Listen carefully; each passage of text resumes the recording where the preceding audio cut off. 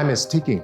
Whether it is policymakers in the public sector or decision makers in the private sector, urgent action has never been more critical.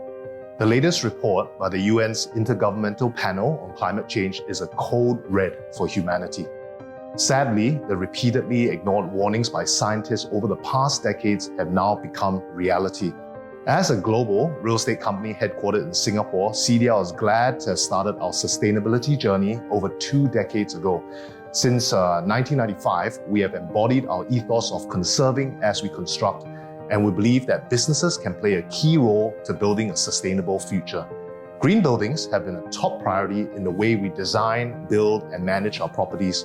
Over the years, our sustainability strategy aims to achieve 3 deliverables: decarbonization, digitalization and innovation, as well as the disclosure of ESG performance. This is in line with our mission to provide green, safe, and healthy spaces for building users. This long-standing commitment has paved the way for the transformation of CDL's operations towards a low-carbon future.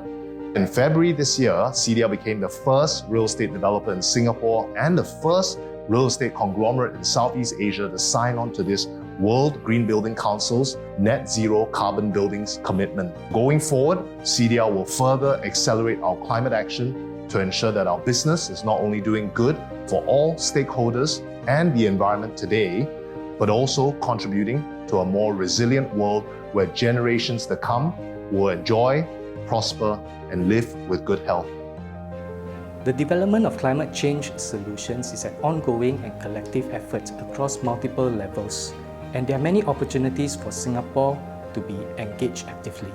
At the institution level, Republic Polytechnic's efforts are aligned with the national focus on sustainable development to mitigate all the risks and threats brought about by climate change.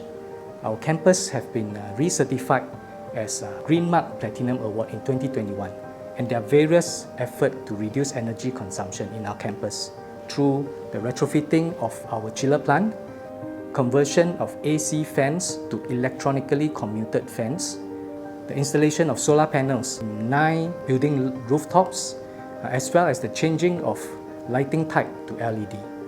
In supporting the mass rollout of electric vehicles in Singapore, we have also worked closely with various industry partners to develop training programs to support the manpower and skills requirements, as well as the charging infrastructure. Over at RP, we roll out on-campus initiatives to encourage all our staff and students to play their part through recycling of used items and reduction in energy and water consumption. These efforts are championed by our students from the Conservation Interest Group to positively influence our students and staff. Climate change is affecting everybody because it is not just a national issue but a global challenge. Everyone has a role to play, and we can all start by adopting a positive mindset that we can do our part, regardless of how big or small the effort is.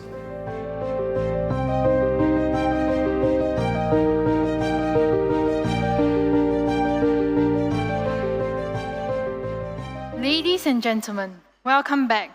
Our final session is about to begin. May I request everyone to settle in, please. We will now show you a video on S. Rajaratnam's vision of Singapore as a global city. Ms. Irene Ng, the biographer of S. Rajaratnam, was our advisor and provided historical perspective of the concept of Singapore as a global city.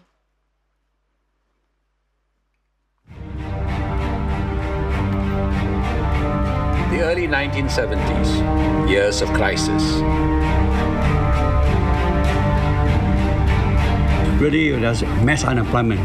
When the British decided to pull out, because the British Army is a big employer here, bases, Air Force, Navy over here, and Singapore, beside trade, was British. Singapore was headquarters, British Far East. So that part has gone. And also by 1969-70, Malaysia was trying to develop their own economy. Right? Indonesia their own. Add to that the fact that our neighbors, Malaysia and Indonesia, at that time, it was so immediately post, the early post separation years, and you could say also the early post-confrontation years. Relationships were different, and we were trying to get together, and we didn't work together as well as we work together today. In February 1972, there was no Changi Airport, no Singapore Airlines. Singapore's first container terminal in Tanjung Pagar had just opened. People looked around and saw a third world city with third world problems, only more acute. None of our founding fathers believed that Singapore could be independent. When they spoke about the forces of history, what they meant was also the forces of geography. It was not conceivable for them that a city could exist by itself as a nation. We were still floundering around for a narrative. Out of this period came the voice of a visionary, Mr. S. Rajaratnam, Singapore's founding foreign minister. Singapore is transforming itself into a new kind of city, what I call the global city. It was actually a eureka moment.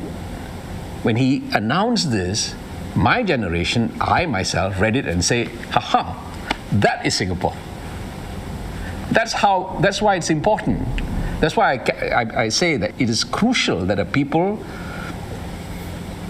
understand, can tell a story about themselves. Defying the evidence before his eyes, Rajaratnam evoked a vision of the small island linked to the global networks of production, finance, telecommunications, and technology. He predicted that by plugging into the global network, Singapore would be propelled into the ranks of the most advanced industrial and technological societies within 20 to 30 years. In the 70s, the idea was ahead of its time. Mr. Rajaratnam took on this concept of the global city, where if Singapore, as he said, we have lost our hinterland, Singapore does not have a hinterland, but the world is our hinterland. We leapfrog the region and connect with the world. And I think that was behind that idea of the global city. You trade with everybody else. You work with everybody else. You invite everybody else internationally to come. You don't get too fixated on your immediate neighborhood. And I think that has been an extremely important, decisive strategic move for Singapore. And for Singapore, it has been our fortune to grasp that idea.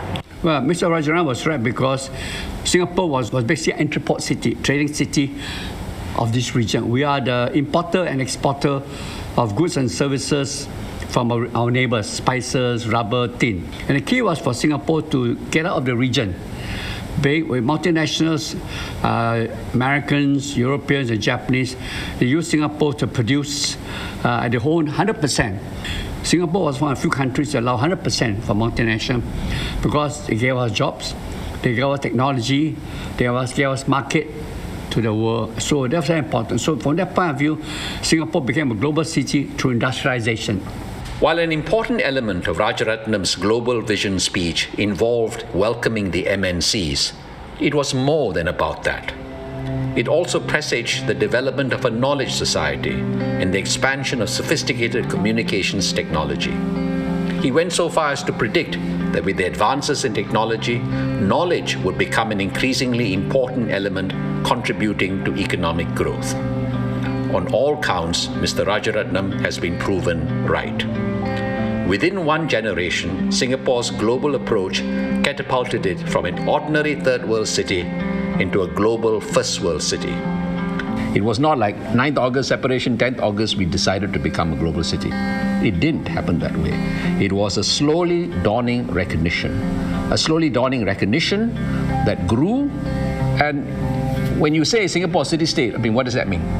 When you say Singapore is a global city, and this is how we will function, by linking up with other global cities in a network. It took a vision, but as Rajaratnam himself said, being future-oriented and finding the correct solutions would not be enough to steer Singapore safely through the dangers. The decisive factor, he emphasized, is the determination and courage to act upon them. Without this will to action, knowledge and perception about the future are useless. Tackling the tensions and dilemmas that came with globalization posed the biggest challenges. The political, social, and cultural problems, I believe, will be far more difficult to tackle, far more difficult to solve. These may be the Achilles heel of the emerging global cities. Laying the economic infrastructure of the global city may turn out to be the easiest of the many tasks involved in creating such a city. But the political, social, and cultural adjustments such a city would require of each of us to enable men to live happy and useful lives in them may demand a measure of courage, imagination, and intelligence which may or may not be beyond the capacity of its citizens. It was an important message in an era of nationalistic, racial, and protectionist politics around the world. His became a voice that mattered during his time and beyond.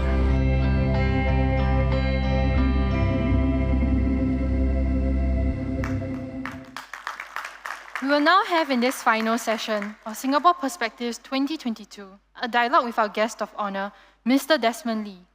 He is Minister for National Development and Minister in charge of Social Services Integration. He co-chairs the Singapore Together movement, the Emerging Stronger Task Force, the Singapore Tianjin Economic and Trade Council, and the Sino-Singapore Tianjin Eco-City Joint Working Committee. He has held the positions of Minister for Social and Family Development, Second Minister in the Ministry of National Development, Second Minister for Home Affairs, and Minister in the Prime Minister's Office. He will first make his opening remarks, which will then be followed by a moderated Q&A session by Professor Tan Tai Yong, President and Professor of Humanities History at Yale NUS College. May I now invite Minister Desmond Lee on stage, please.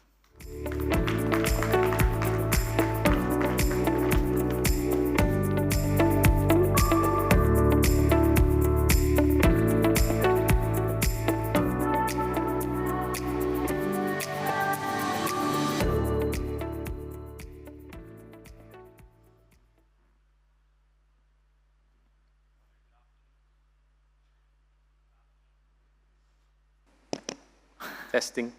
Good afternoon, Mr. Janadas Devan, Director of IPS, Professor Tan Tai Yong, President, NUS Yale College, Excellencies, distinguished guests, ladies and gentlemen. It is my privilege and pleasure to be here this afternoon with all of you. And just glancing around the room, looking at the many august members of the audience, from academia to research, to the diplomatic corps, the government, and the private sector. It's a humbling experience to be able to speak up here and just to offer some thoughts. Even tougher to come on the heels of a video chronicling a very prescient and important speech by one of our giants, Mr. S. Rajaratnam. And so allow me to offer some very humble thoughts, and I look forward to learning from you and exchanging ideas with you on the topic of cities. Now, as you've seen throughout this conference, cities mean different things to different people. There have been rich discussions and conversations about many aspects of our city. How our city can be more inclusive, livable, and green. How our city can remain connected internally and externally, physically, digitally. And how people in our city interact and get along with one another. What these discussions show is that our city reflects the diversity of our society. We're diverse not just in race and religion, but increasingly in our ideas and perspectives. The challenge for us has always been how to balance these different priorities and ambitions to give them space to flourish within our small island city-state. For among the major cities, we remain one of the smallest in the world, about a third the size of Tokyo and half the size of London, depending on how much of a metropolis you decide to designate. Not only are we a small city, we're both a city and a country, one of just 3 modern city-states worldwide, possibly the only one responsible for defense, foreign affairs, and many other things that you'd associate with a full sovereign state. Which means, unlike other cities, we must fit everything that the sovereign country needs, like air connectivity through airports, sea connectivity through our seaports, defense through our military bases and air bases, our reservoirs for water resilience, incineration plants, and a lot more, well within our city limits, when cities in larger countries have the opportunity to place these necessary essentials far beyond the city limits. So as we strive to bring all the elements of our nation and society together in our small city-state, we will always face intensely difficult trade-offs. And the choices that we make will define the society that we become. In this sense, city planning for us is not just a technical, professional, or infrastructural process. It is a socio-political process. It's about nurturing our society and becoming the nation that we aspire to be. In his keynote address at the start of this conference, my colleague, Minister Ong Ye Kung, looked back at some of the great cities of the past, as well as cities in present day, and what we can learn from them. So today, to round off the conference, I'd like to look forward to our city of the future, to imagine what Singapore could become in the decades ahead, and what we'll need to do to get there together. Let me start by discussing some major trends coming our way and how we are preparing for them. Now, one big challenge is climate change. As a low-lying island nation, Singapore is particularly vulnerable to the effects of climate change, such as rising sea levels and more extreme weather.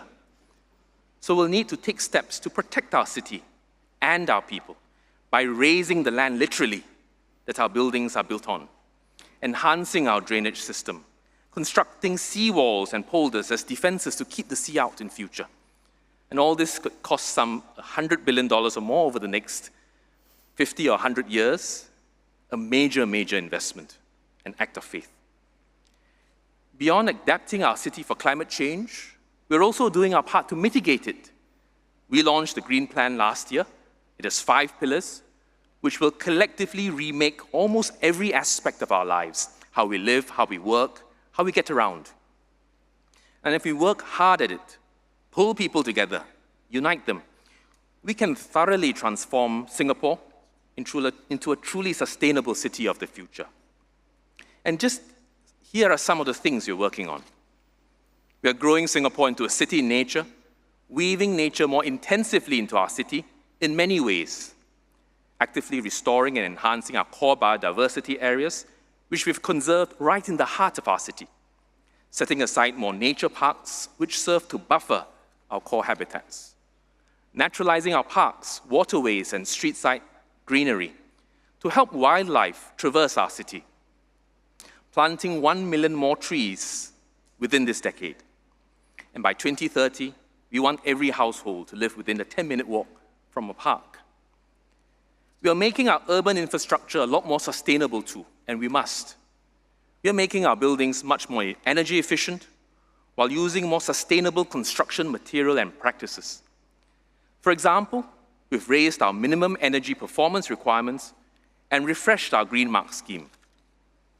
In fact, under our latest Green Building Master Plan, we want to green 80% of our buildings by the end of this decade, ensure that 80% of new buildings from 2030 are super low energy buildings, and have our best-in-class buildings reach 80% energy efficiency levels from 2005 levels by the end of this decade.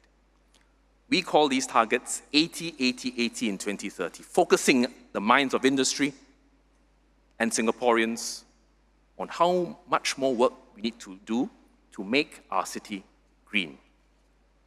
And we are bringing solar panels, smart lighting, heat-reflecting paint, and other technologies into our HDB towns and heartlands to make them much greener too.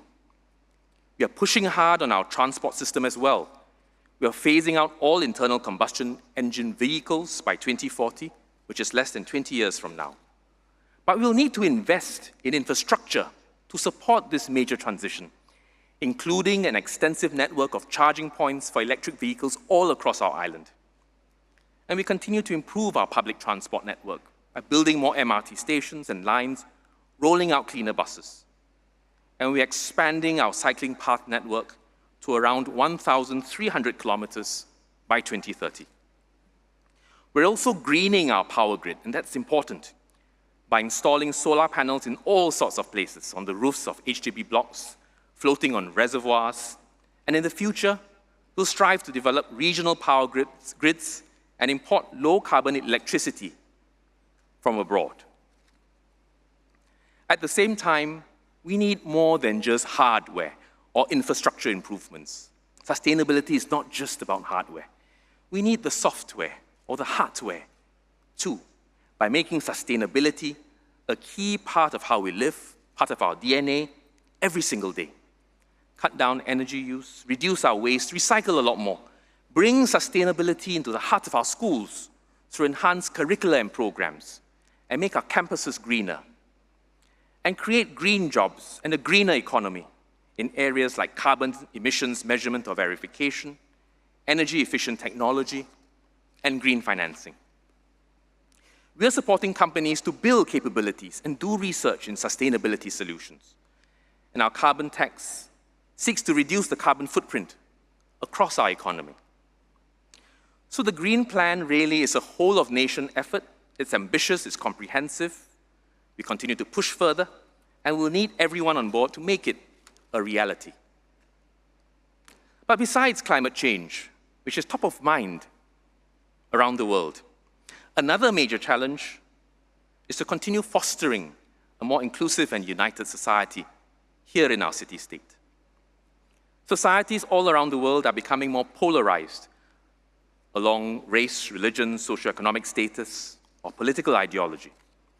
This is exacerbated by the online space, where it is much easier to interact only with those who agree with us and shun others who do not. But as Professor Carlo Ratti of MIT observed in an earlier panel, physical spaces can be an antidote to this, because in physical spaces, we have to meet and adapt and adjust and accommodate those around us, no matter how different they are. In Singapore, we proactively plan our city to create opportunities for different groups to interact in and around where they live. We have policies like the Ethnic Integration Policy, which seeks to ensure a representative mix of races in our HDB heartlands. We also encourage interaction among people of different socioeconomic backgrounds. We recently launched a new model for public housing in prime locations, a new product line, so that these areas are accessible to more Singaporeans and not only the well-to-do, bearing in mind how, over time, different parts of our city rise and fall in value. We want to make sure that our public housing strategy injects public housing and Singaporeans of all walks of life into these areas too. We will introduce public rental housing for lower-income households in these prime locations too. In fact, we're integrating public rental flats with home ownership flats across our island, in some cases even within the same block. And if you see the slide in front of you with the Rocho prime location housing flats, there are rental flats on every floor, together with the sold flats. We pair these policies with programs and activities to encourage community bonding. And for lower-income households in public rental housing, important social initiatives like Comlink provide holistic and coordinated support for those living in rental flats in healthcare, education, and many other areas. So not just housing for lower income, but housing with social support coming along with it. And HDB's dedicated home ownership support team will also guide them in buying their own home when they're ready to do so. In these ways, we actively support social integration and mobility, and don't seek to leave it to chance. Being inclusive also means designing our city to meet the needs of different groups, especially those who might need more support. My colleague, Mr. Lim Eng Hui, CEO of URA, shared on this too in an earlier session. We've also been putting efforts to better support persons with disabilities in our city. through regulations like BCA's Accessibility Code, as well as various agencies' efforts to design and install accessibility in infrastructure, we've made many parts of our city more barrier-free.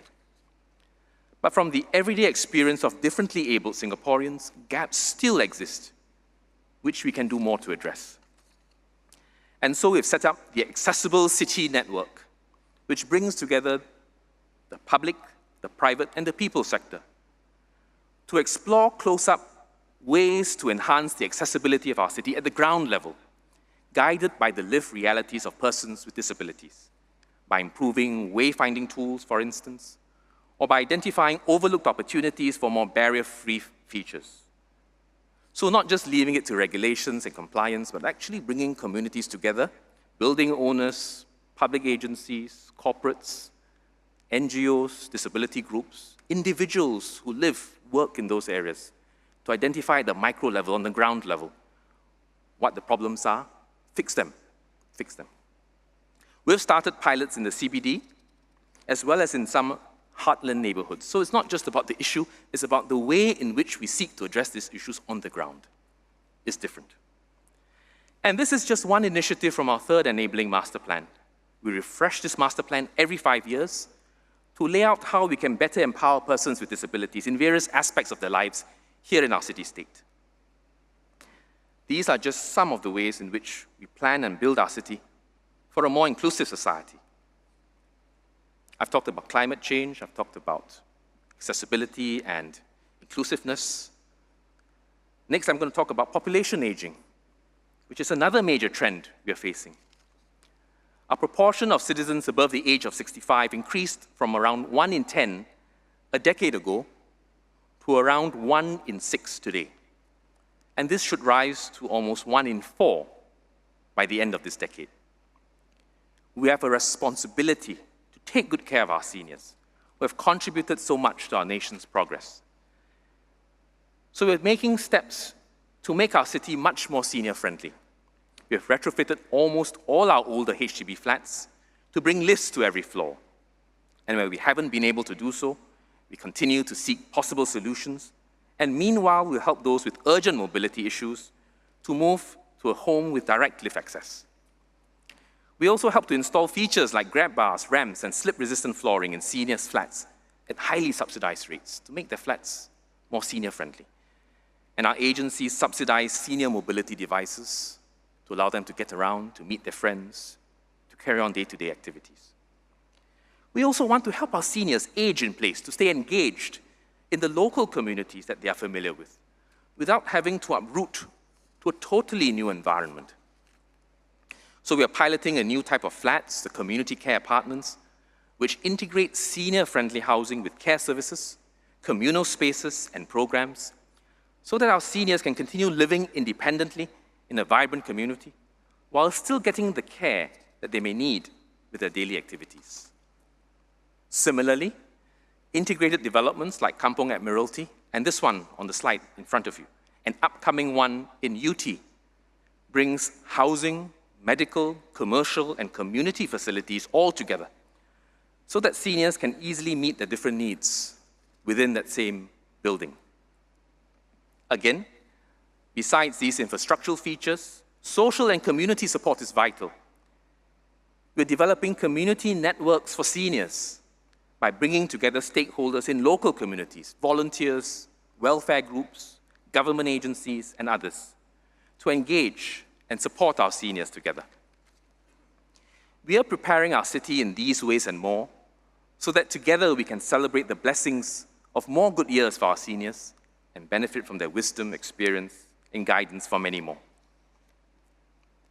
Now, as our people age and our nation matures, our city will also grow old. We will therefore need to make a special effort not just to develop new parts of our city, but also to upkeep the quality of our existing infrastructure. Many cities much older than us have learned hard lessons on the need for good city maintenance.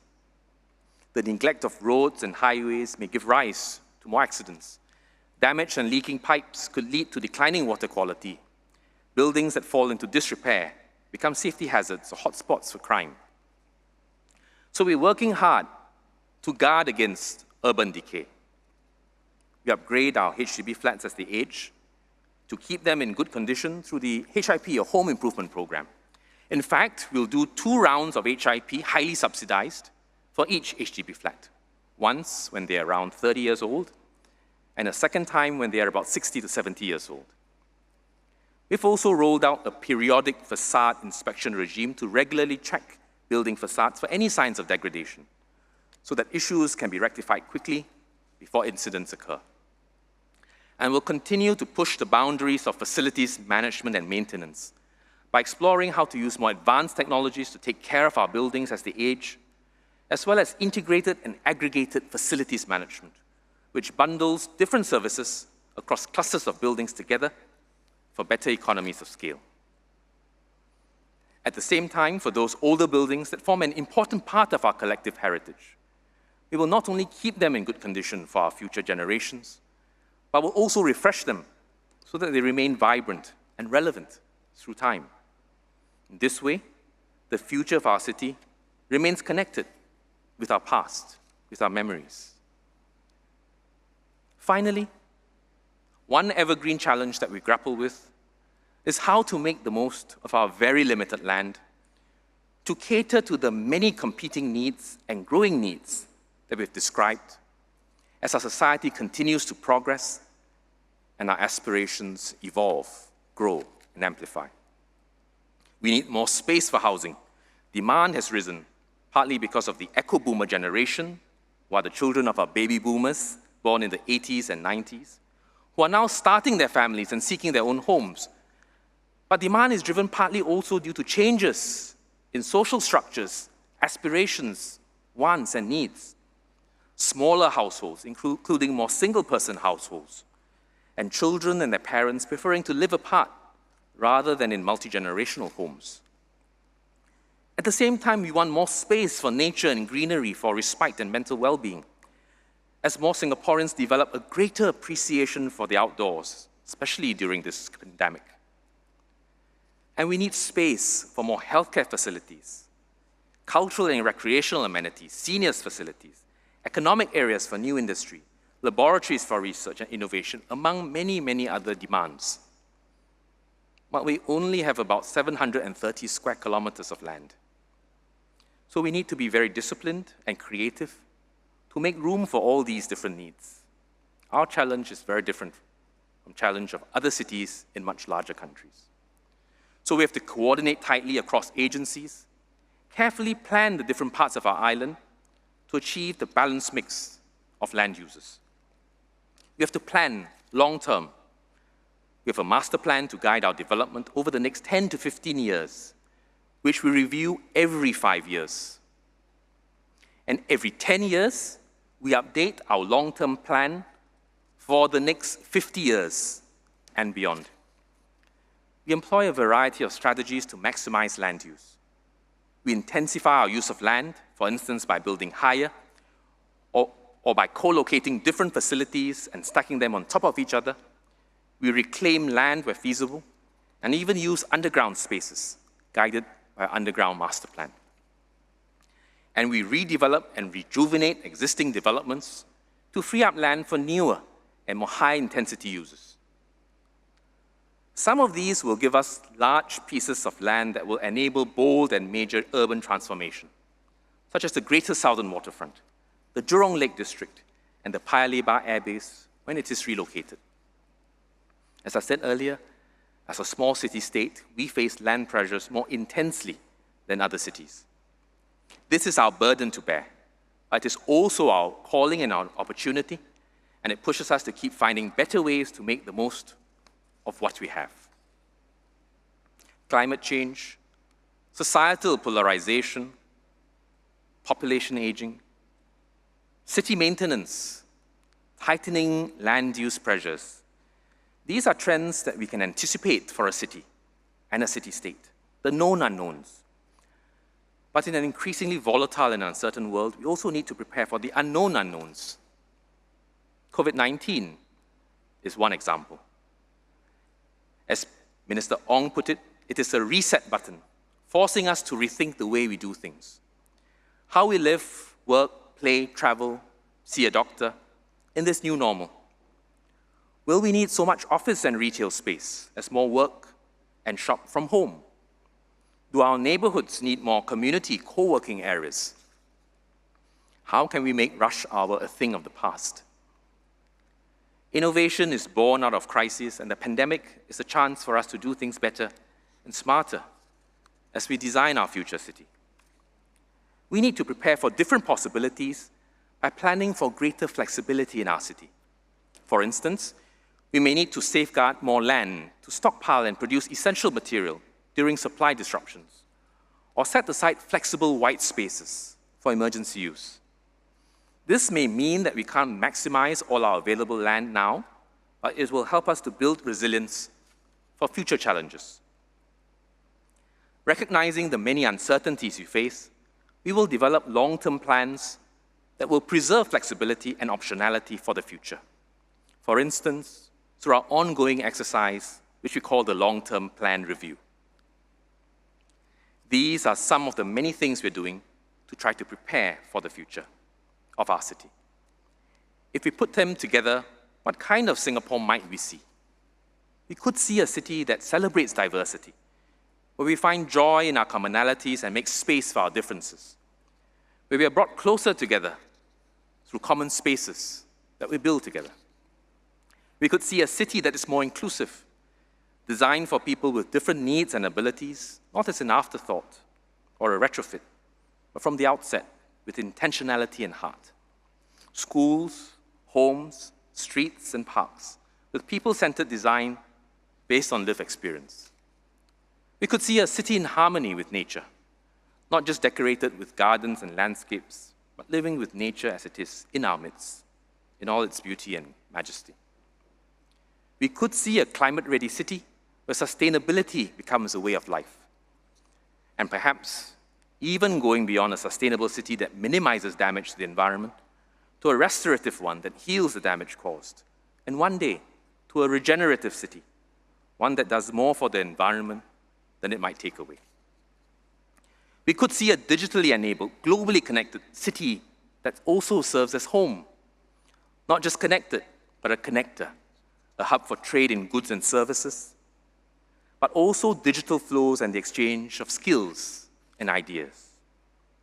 Yet through all our reinvention, we should also see a city rooted in its memories and its heritage, where our history will be chronicled not just in books, but also in our buildings and landscapes, which are not conserved as empty monuments, but given fresh leases of life, respectful of the memories of these buildings. We could see a society that cares even more, a close-knit community that uplifts one another, especially those who need more support. What do we need to achieve our vision of our future city? There are many things that we need to do, and you can have a very long laundry list. But I'll just spend the next few moments to highlight 3 important elements, among others: trust, stewardship, and collective action. First, a community of trust. City planning involves hard decisions, balancing competing interests across time and space. There are no perfect solutions, and we will all need to make some compromises, including tough ones. In such situations, trust becomes key. When we share our views, do we trust that we will be heard? Do we trust that those who disagree with us love the city as much as we do, so that we can try to find common ground? And when decisions are made, do we trust that they are made in our best shared interests, considering all perspectives?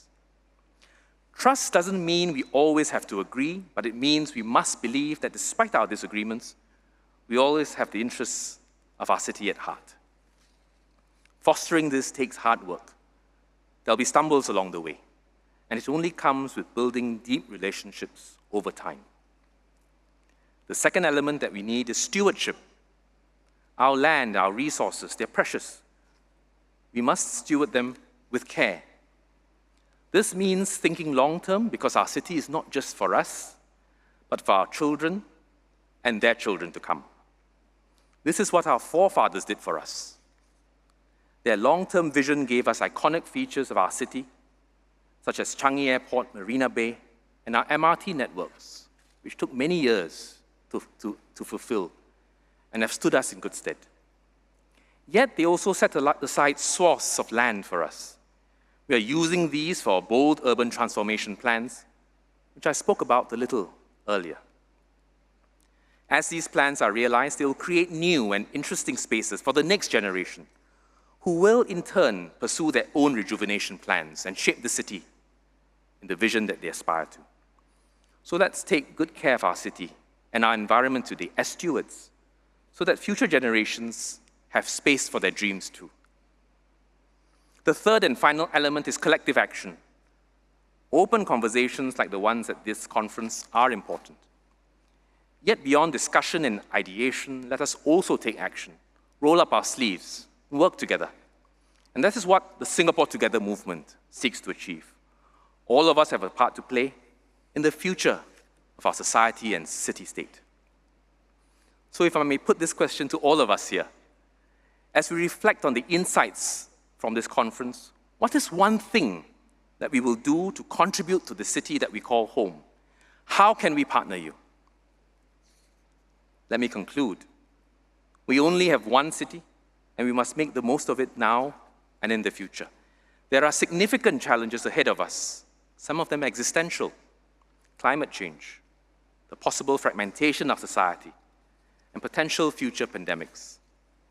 But we have started preparing for the trends coming our way, and if we continue to work well together, bounded by trust, adopting a mantle of stewardship, and taking collective action, then I'm confident that we are better placed to achieve our vision for a better Singapore. Thank you for listening, and I look forward to our dialogue.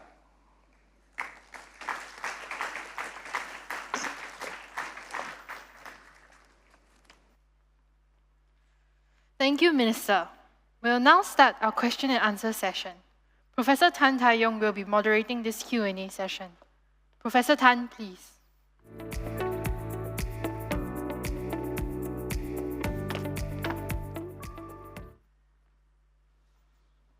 Thank you, Minister, for sharing with us your vision of the city of the future. Now, I've been receiving several questions, but before I turn to them, I want to ask you a broad question because it relates to what we saw in a clip by Mr. Rajaratnam and then your speech. 50 years ago in 1972, he articulated the idea of a global city, and it was driven essentially by an economic imperative.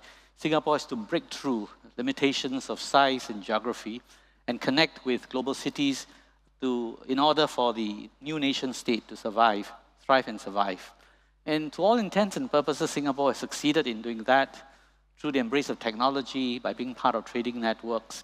But as Singapore progresses as a global city-state, your talk focuses instead of making Singapore a very viable home, one that's livable, sustainable, and gives people a sense of well-being, and a sense of cultural and social identity, deep social bonding. So my question to you is that as Singapore continues, and this is perhaps an economic imperative, to position itself as a global city-state, a global city, it also has to consider building a city that is home. Do you see an inherent tension in this, or are they two sides of the same coin?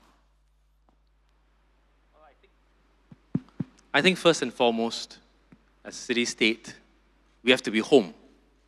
Home first, and then aspiring to achieve all the outcomes that we desire as a global city. And I would say that, and I'm in no position to second-guess what Mr. Rajaratnam meant when he made that very prescient speech. But when you pursue economic growth through being a global city, you're really thinking about the people. You want to be able to get the resources that the city needs to make this a home, to get the resources to provide for society, to provide jobs and a sense of dignity and self-worth through work, to provide resources for survival, for defense. And so everything we do, economic, defense, infrastructure, they all lead ultimately to home. And when I have my dialogues with my colleagues in the public service, I ask them what ministry they're from and which section of the public service they're from. And some say I'm from defense, I'm from security agency, I'm an infrastructure agency, I'm an economic agency. And I say, at the end of it, what is it that you're pressed into service for? And ultimately, the answer is always one and the same. It's about home, it's about society, it's about people. And we're a polity, right? The political city-state providing all the assurances and protections that a state must provide to its people.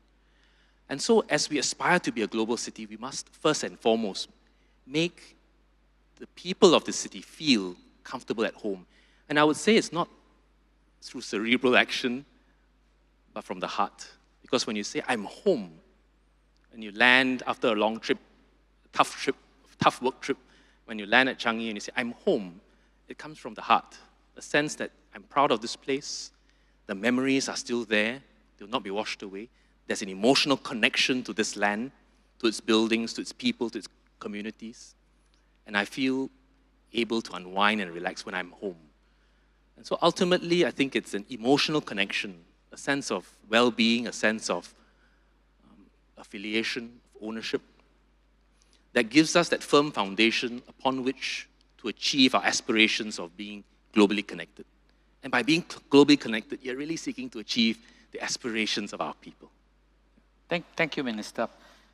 There are a few questions that concerns policy. So I'll read out the top voted one.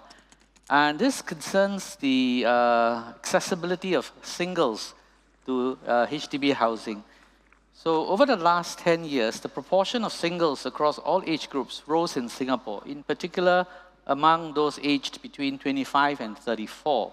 How should our housing policy adapt to this gradual change in the way family units have transformed?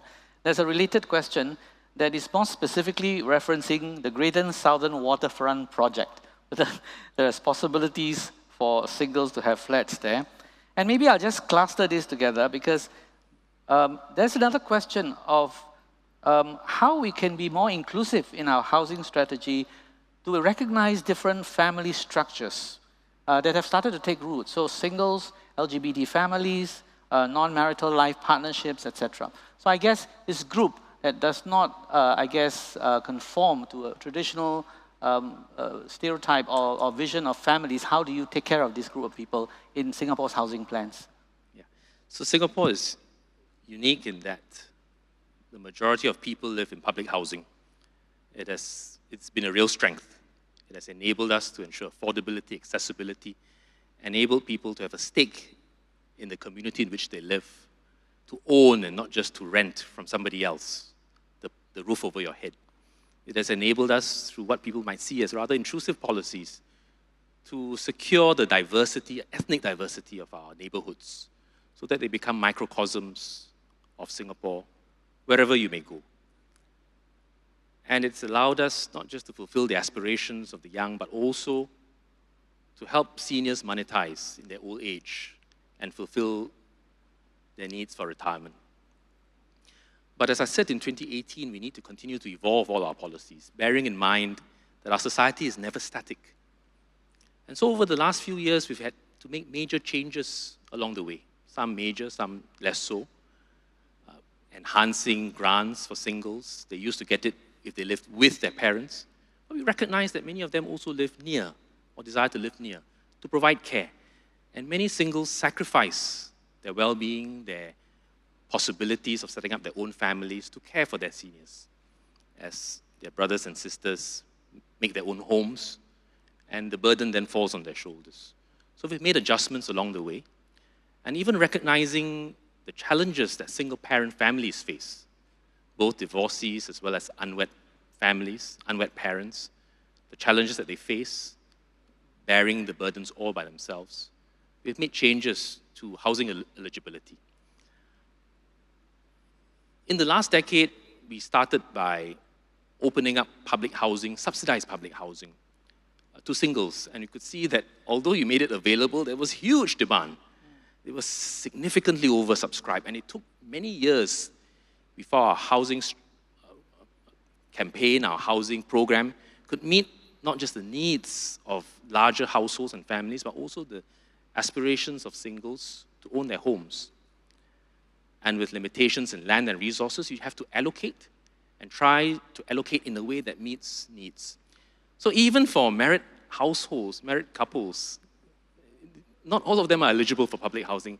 We've had to put in criteria to secure the resources, to secure the homes for those who might need it more and need more support. So that is a change that evolves over time, and we are very mindful that as society changes, we'll have to continue to make adjustments along the way to all policies, including public housing policy. Now for prime living, prime area public housing, it's a new product. It's new.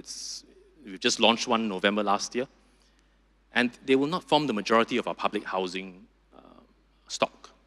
We have lots of BTO flats that are coming up, 100,000 within these 5 years. And we have resale flats that are made available, made more affordable through grants. And for prime location housing, given the number of flats we're going to build at the start, we've decided to ring-fence both initial purchase as well as subsequent resale to one simple, crisp, clean criteria, BTO eligibility, which everyone understands. And the aim is to manage demand, especially for a new product, new policy, that already has quite challenging objectives that we seek to achieve.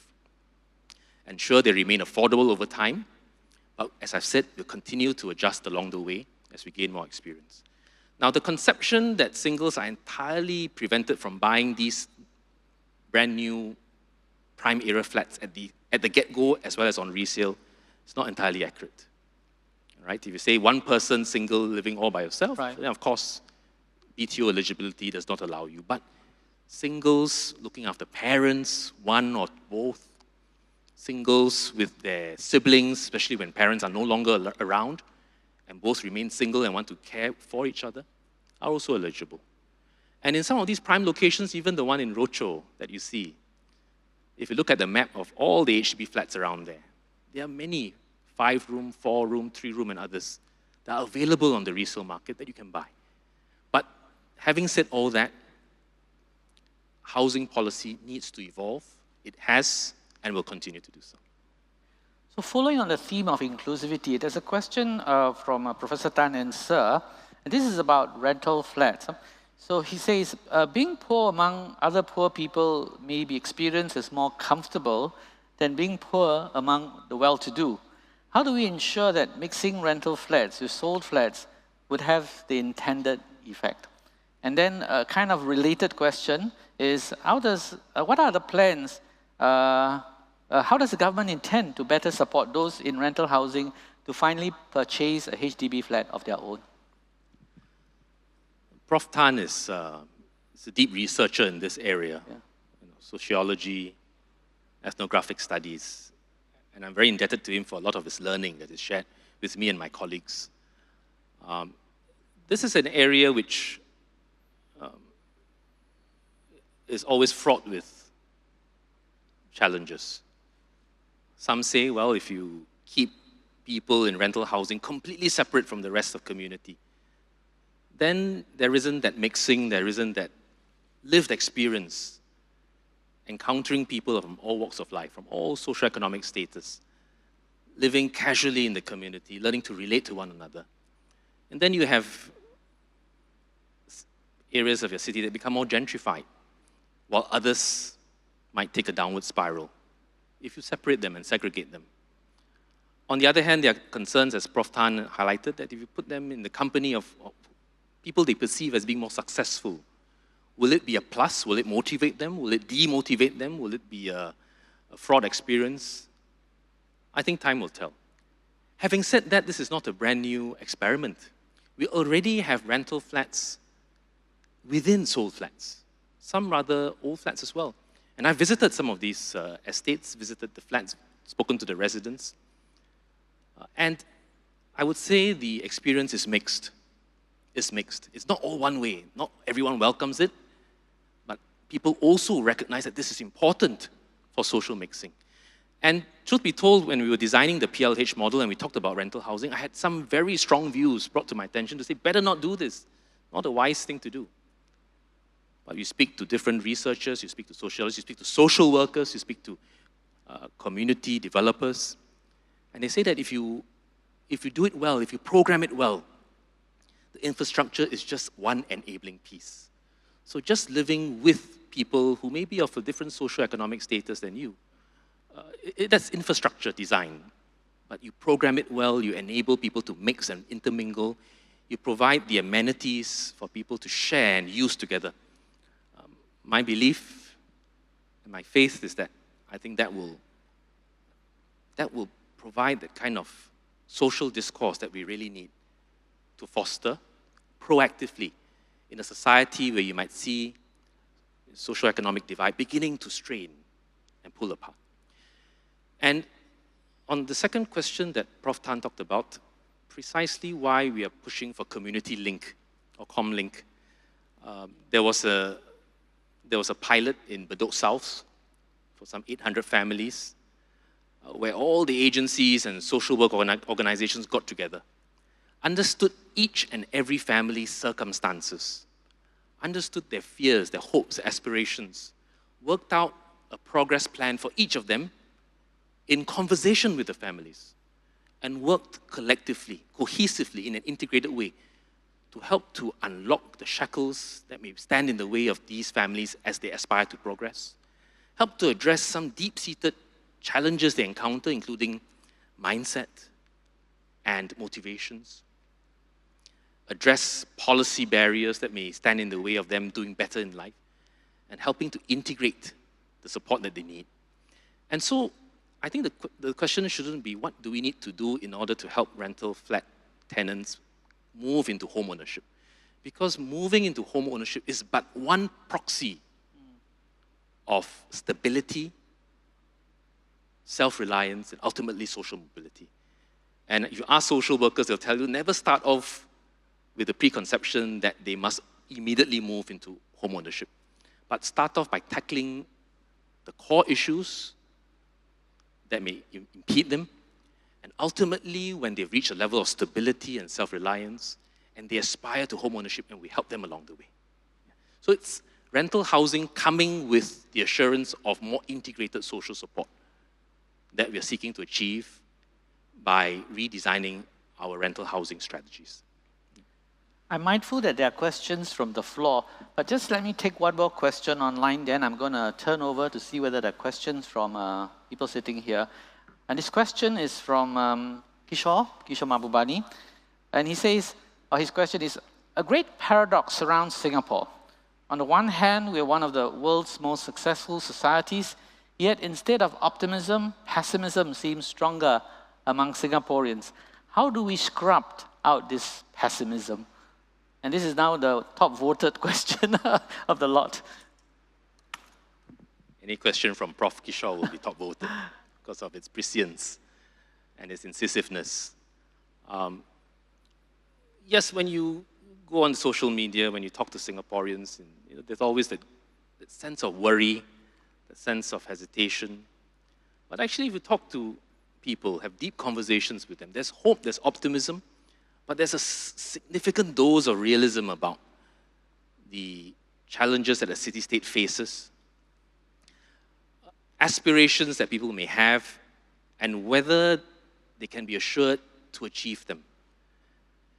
And in that regard, I'm not sure whether studies have been made, but comparing the opportunities that people have today after going through an education system that's much more varied, diverse, and inclusive than it was in my generation and in generations well before ours. I think younger people today are more well-equipped and should have a lot more confidence to face the challenges of today and tomorrow with the assurance that they have the skill sets and are well-placed to meet them.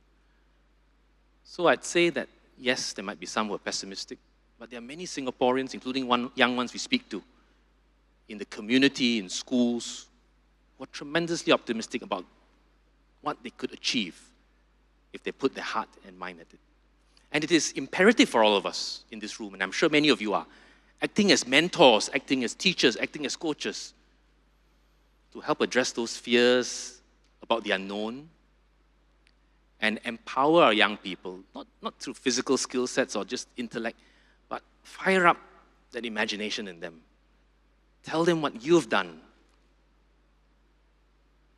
Tell them what they can do. And give them, most above all, the opportunity to roll up the sleeves, put things into action, and see success come along the way. And with that, successes, small ones at the beginning, they build that confidence to take this city well beyond our time. Thank you. Are there any questions from the floor? I don't see anyone queuing up to ask. Oh, yes, there's one over there. Yes, please.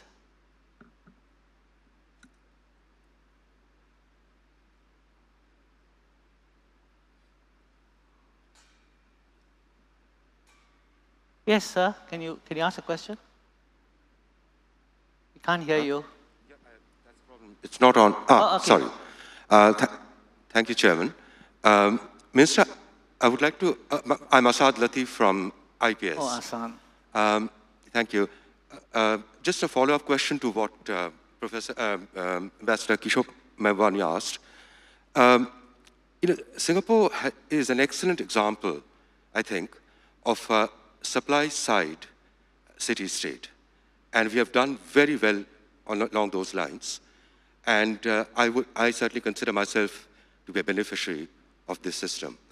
However, we have been successful in this regard when much of the region, and certainly the giants of China and India, were not quite what we are today. Now, as those countries come up, their civilizations rise again, do you sense any kind of feeling that Singapore will become more of a demand-side city-state, but the demands will be made increasingly in terms of these new civilizational impulses? And what would that do to our domestic social fabric? Thank you. Thank you. Thanks, Asad. Thank you. I think that's a very thoughtful question that interrogates Singapore's role over the decades as our region changes, as the people of Southeast Asia evolve and change and have a growing middle class, and most importantly, as Asian giants arise. And how do we, as a small city-state, who in the 60s, an improbable nation, how do we remain nimble, flexible, structure our arrangements and relationships in order to not just remain relevant, but to flourish and thrive as the geopolitical climate evolves? And that has got to do with, or that requires a number of things to come into play together. One, the skill sets, flexibility and resilience of our people. And as a government, our responsibility to ensure that our education system not just prepares them well for the workforce in Singapore and around the world, but also imbibes in our people that hunger and aspiration to learn all through life. The Skills Future movement seeks precisely to do that, so that we remain nimble, come what may, be able to pivot, to change, to pick up new skills, to pick ourselves up when we fall and stumble. And fall and stumble we will along the way. So that's imperative, because that's our only resource, whether supply side, demand side, our people, our engines of growth for society, for economy, and for our relevance to the world. The prescience of our founding fathers to push for bilingualism. When I was a child, it was controversial, remains so, but it's enabled young Singaporeans the opportunity to work in the East and work in the West. I met a young lady. She and her husband are struggling. They're a Malay family. Right?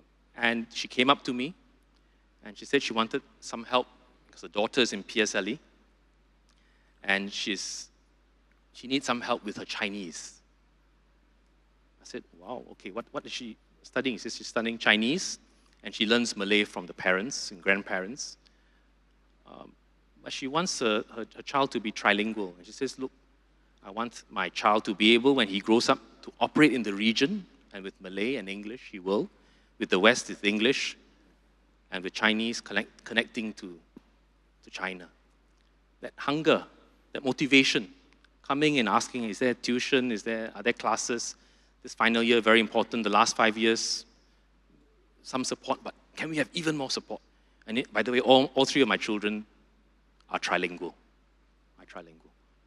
And I think that was really, really humbling for me, very motivating and encouraging. So that's one, flexibility, nimbleness, and resilience of our people through that mindset that we adopt, that what we learn in school is never enough, always aspiring to pick up new things, that level of inquisitiveness will stand us in good stead. Second, our social-political model continues to have some relevance to our giant Asian neighbors, and to also serve as a place neutral, but able to communicate with both the East and the West. And I think at a time of rising competition of the US, China, and of course India as another Asian giant,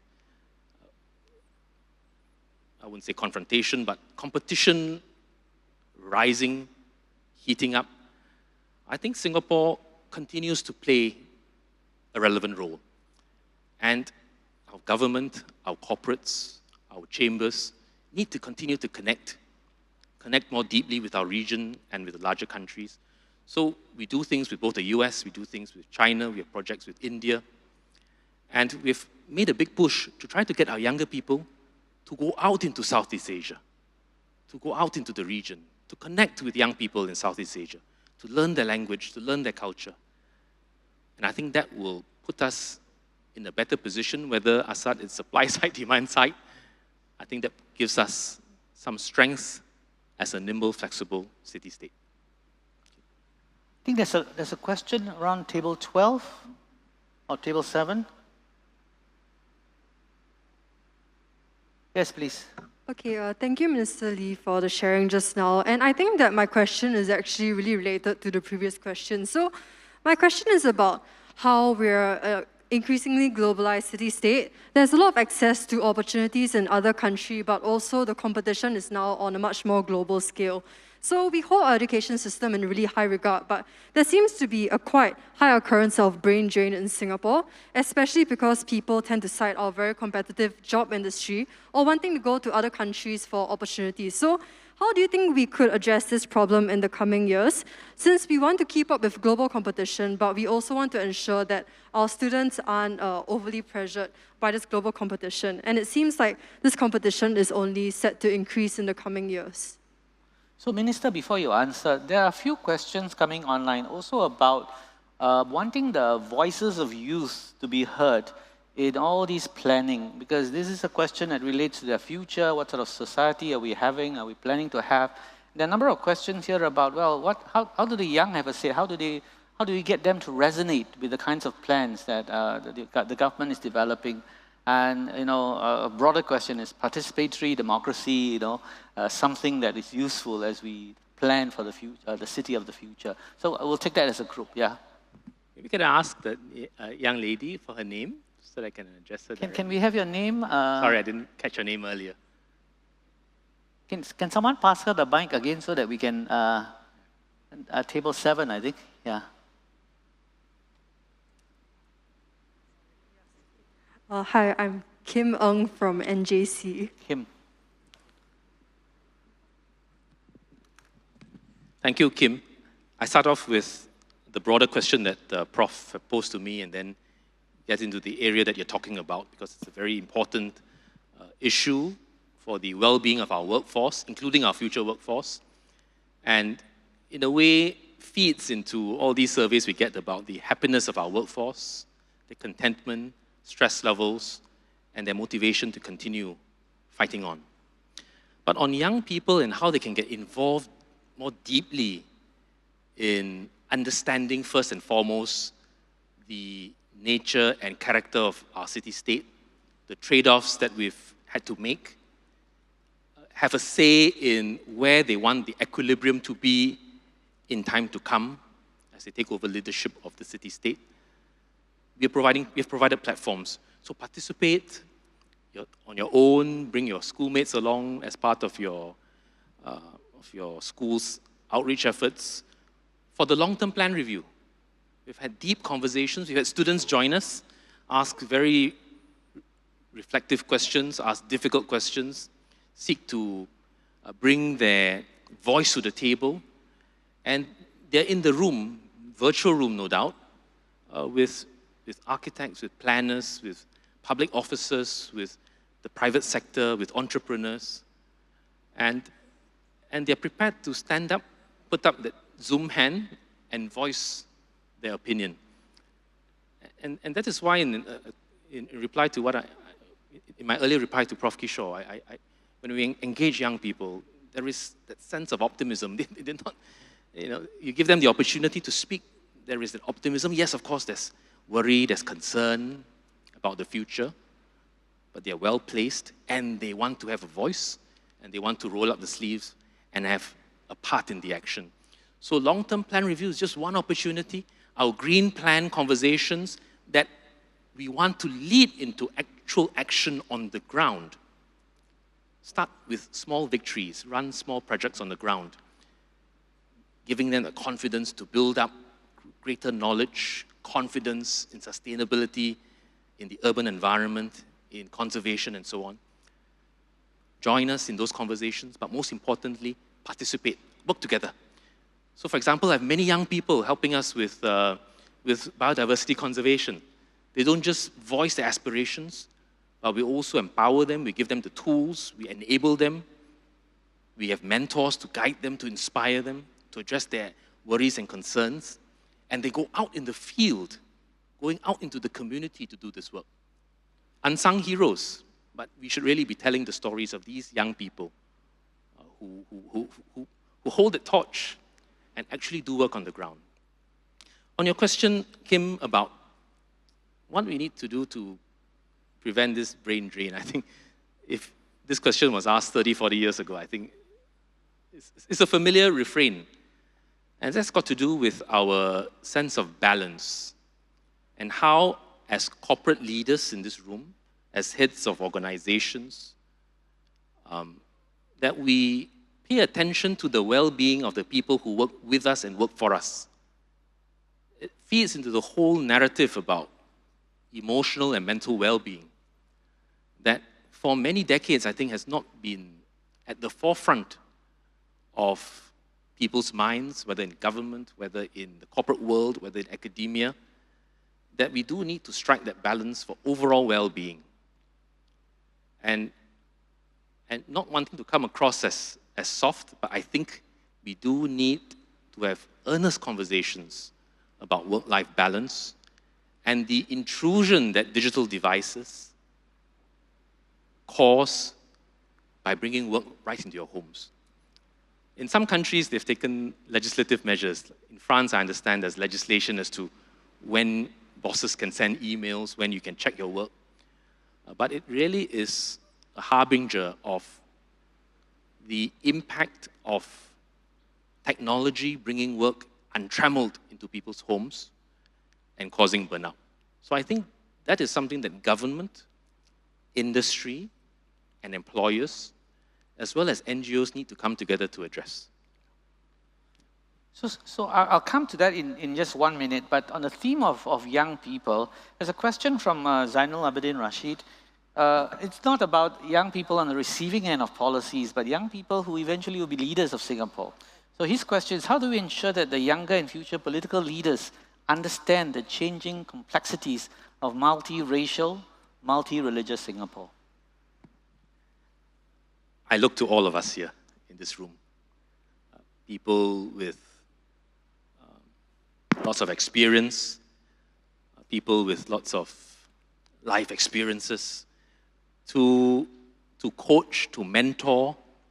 We are pushing for a strong mentoring alliance, for young people. They are looking to to older Singaporeans for mentorship, for guidance, for advice, for things that are not necessarily taught in the classrooms. I think that's important because it is our responsibility as a steward to pass on a lot of that learning, a lot of the emotion, a lot of the instinct, not necessarily just intellectual decision-making power, but also that instinct, that drive, and the qualities that allowed our earlier generations to make Singapore what it is today. I think there is no substitute for all of us in this room and beyond to be teachers, mentors, and coaches of our young. And I've had many conversations where young people come up to me and say, can you spend a few moments with me, ask you some questions, tell me some stories, tell me how you do things, and I like to bounce some ideas off you. I think just spare that time for younger Singaporeans in the workplace, in your halls of residence, in universities and IHLs, and in the community as well. Okay, can I take that question now? Sorry to keep you waiting. Please introduce yourself first. Hi, good afternoon. My name is Devin from Nanyang Polytechnic. All right, Minister, in your remarks, you talked about the issue of climate change and what Singapore is doing locally to mitigate the effects of climate change. Now, we know that climate change is a global issue that will have both social and economic repercussions. For example, damaged infrastructure, heat-related mortality, and even scarcity of food and water. Given Singapore's position as a global city, as well as its need to protect its own citizens from the harms of climate change, what role can Singapore play on the world stage to foster discourse and action from other countries so that these social and economic harms of climate change can be mitigated in Singapore? Thank you. I think David's question is a clear example of how our young people aspire not just to do well for Singapore, but to make a contribution globally as well. And many in this hall have helped Singapore punch above our weight. And I'm sure that if you speak to David, you'll be in a good position to help to address some of the questions he's raised. But David, we're a very small city-state. But we've been able to participate actively and earnestly in all the climate conferences, bearing in mind our inherent limitations, but prepared to stretch our ambition to ensure that our city-state has a fighting chance of survival with the onslaught of climate change. But this is one challenge, just like the pandemic, one in which no one succeeds if everyone doesn't fight. No one can survive if everyone doesn't fight for survival. Just like the need to vaccinate the world before you put an end to this pandemic. Climate change requires global collective action for which political will is needed in countries big and small. Countries big and small. And we see leaders of big and small countries paying a lot more attention because their people are paying a lot of attention. They're feeling the effects of climate change on agriculture, on livelihoods, on food security, water security, the economic distress it causes, and pushing for change. But Singapore has played a part in the negotiations. We have recently, my colleague Grace Fu and her colleagues participated in some of the meetings at COP26 to discuss some of the challenges that remain, and there are many, pursuant to carbon credits and how they should be interpreted. I believe it's Article 6. And we should continue to play our part. We have agencies in government working with research institutes in our IHLs, including in NUS and NTU. And we have very participatory NGOs who work together, Singapore style, to address climate change locally, but also present some solutions which other countries might want to consider globally as well, in the built environment, in community, both social and infrastructural, as you say, David. And for some of these conferences, our agencies bring along young people. Bring them along to have their say, bring them along to experience the politics of international organizations and platforms, and give them the opportunity to bring those experiences back home.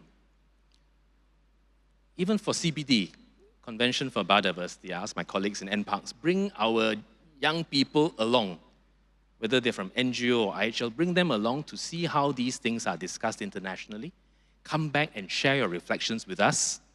Give us fresh perspective, because we've been attending these meetings year after year. But bring your fresh perspective, your youth voice, and go and share with with other young people in Singapore, and come and tell us collectively what more you'd like to do and how we can partner you to achieve that. Okay. I'll take the last question from the floor. We're running a bit out of time, so last question, then I'm going back to a few more online questions. Yes.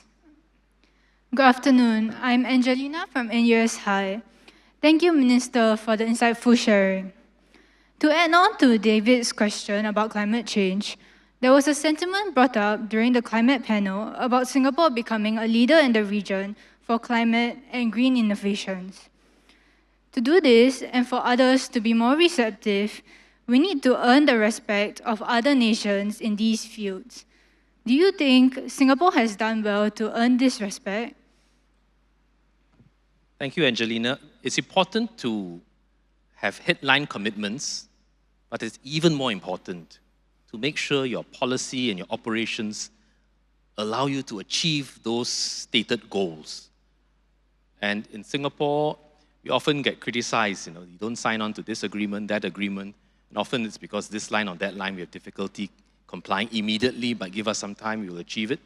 And we may not be the first to sign on to everything. So the same for climate. When we make commitments, better be sure you can deliver on them, have not just the political will and longevity to see it through, but also have the resources, mechanisms, and policies on your own as government and in partnership with the private sector and the community to be able to see it through. And as part of the IMCCC, I see that.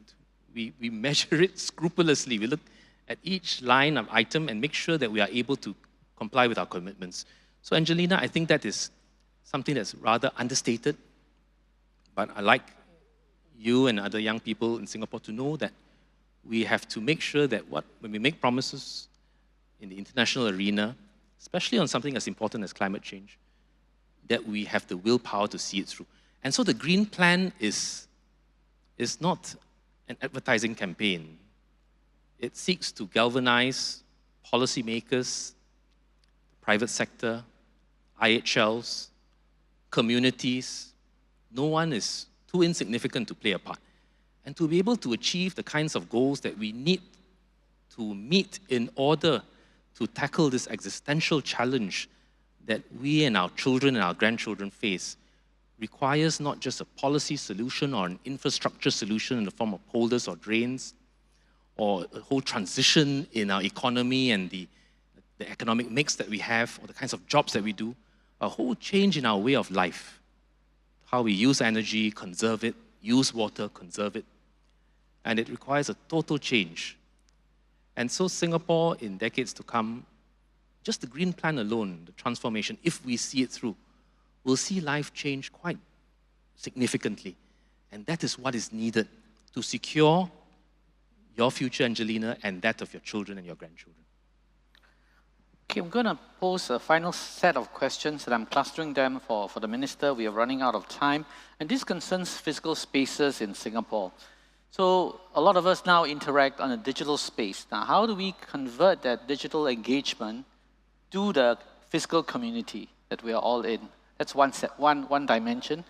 Two, with COVID and the closing of physical spaces, that has had an impact on the well-being of people. How do we deal with this sort of continuing isolation, alienation of people, especially with limited access to physical spaces? Or how do we redesign physical spaces for that? And third, and this concerns the multiracial element, our planning and usage of space has not effectively achieved, and this is from Alami, Alami Musa, has not effectively achieved the interracial mixing, and hence we need to really review this, whether we are integrating in a productive way. So can we be bold enough to dismantle old paradigms like Geylang Serai, Little India, Chinatown enclaves? So it's about physical spaces, and how can we envisage the use of these physical spaces going forward? Thank you. Very thoughtful question. Physical spaces, city design, precinct design are very important contributors that enable social intercourse to take place. They enable, but in and of themselves, they do not cause these interactions to happen. They enable, so it's necessary, but not sufficient. Necessary, but not sufficient. So policies like the EIP have got rough edges, but Singaporeans, generation after generation, recognize that it has enabled our estates to be microcosms reflective of the ethnic diversity of Singapore.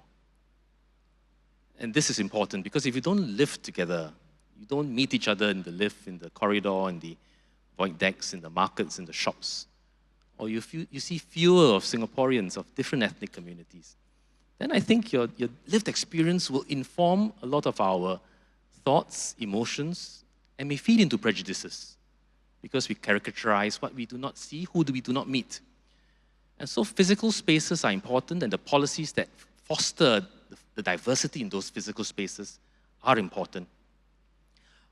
HDB design, common spaces, pavilions, seating areas, play areas are intended to be open and inclusive. Increasingly, we are putting in inclusive playgrounds for differently abled Singaporeans and their children, therapeutic gardens in the community to enable people to come out and mix whatever their abilities. These are important infrastructural designs, but not in and of themselves sufficient, and therefore both the policies and the active social programming. And some of this active social programming can be official, like what we do in PA, what we do in our different community groups, but can also be ground up. People coming together, making use of the shared spaces that we've provided in order to enable Singaporeans with different backgrounds, faiths, ethnicity to come together and intermingle. Different ages as well, to come and interact. So I think that I think is that secret sauce that enables these spaces, physical spaces, to serve the intended purpose. You know, a lot of BTOs, before people move in, and in fact, way after they move in, they are connected digitally. They have a lot of WhatsApp group for this precinct, that precinct, and the neighbors get to know each other even before they move in.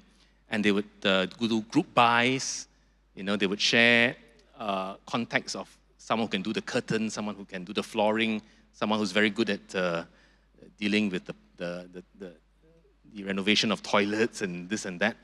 And it's become a community, and the digital platforms help to enable some of these communities to form.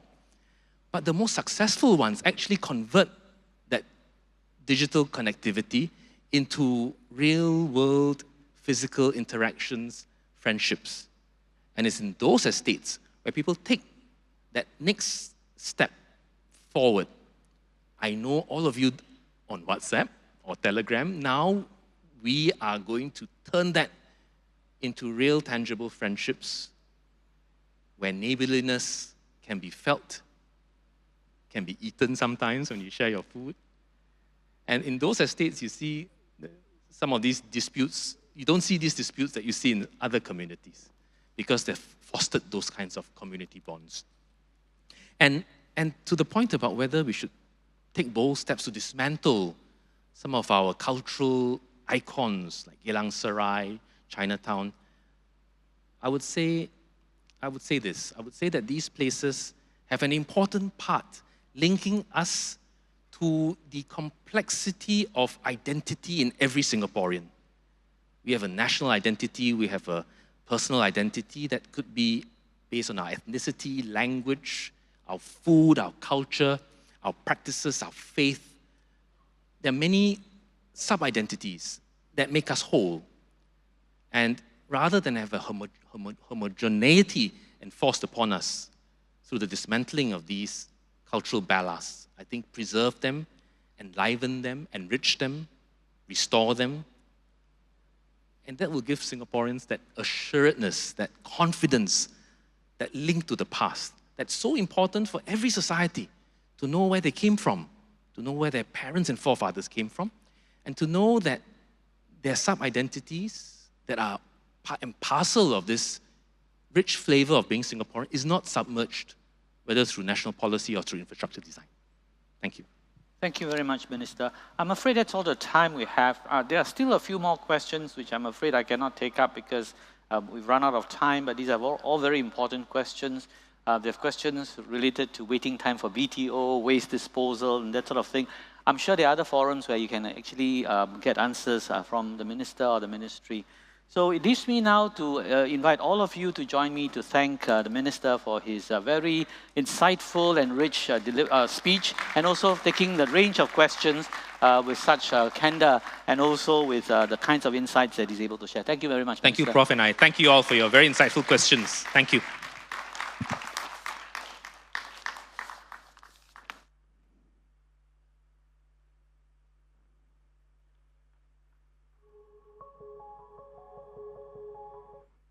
And Tai Yong, I think I'll just give some closing remarks, but you can go down.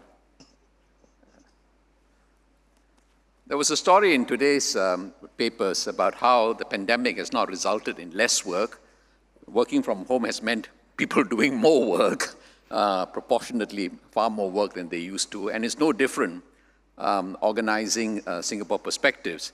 As a result of the pandemic, we went virtual, and a one-day event has now stretched into a four-day event, 3 days online and 1 day in situ here, which is also a hybrid event because there are about 300, 400 people who have been tuning in from online. And so the amount of work that's gone into preparing this year's conference and last year's conference has actually not doubled, probably tripled and quadrupled. So I owe a great deal of thanks to the IPS staff who worked very hard to put this together, beginning with JJ Wu, our Principal Research Fellow, and Harry Tan, who curated, spent countless hours contacting people from all over the world and persuading them, and some arm twisting, to arrange for them to participate in this conference and arrange for all the videos that you have been seeing. And I'm also very grateful to IPS staff, admin staff. Some of you here, including Kishore, who used to be Dean of LKY School, would know that there is no better admin staff anywhere in the university system. So, I mean, I really do mean it. Actually, they're excellent. Beginning with Siling and Zaida and Karin, who organized the event. Derway and Jasmine, I don't know where they are, who took care of coordinated the online space together with this hybrid and did the AV system. The media team, Kaisin and Min Xian, and not least, the fundraising team, Hansen and Joanna, and finally, of course, the people who very generously donated to IPS Singapore Perspectives. I might mention in particular Nian Kongsi that has been very generous to us, GIC, Temasek, the Chandrai Group, OUE, and Pontiac Land, and of course everybody else listed there. I hope next year we will be able to have a full conference in situ. I think, we are missing something. It's good to have at least a partially physical event, but we have not been able to cross barriers and we've all been restricted to our tables. I don't think we have had safe management ambassadors moving around, but if they have, they would probably have shushed you away from moving from your seat. Hopefully, as I said, we will have full-blown SP next year.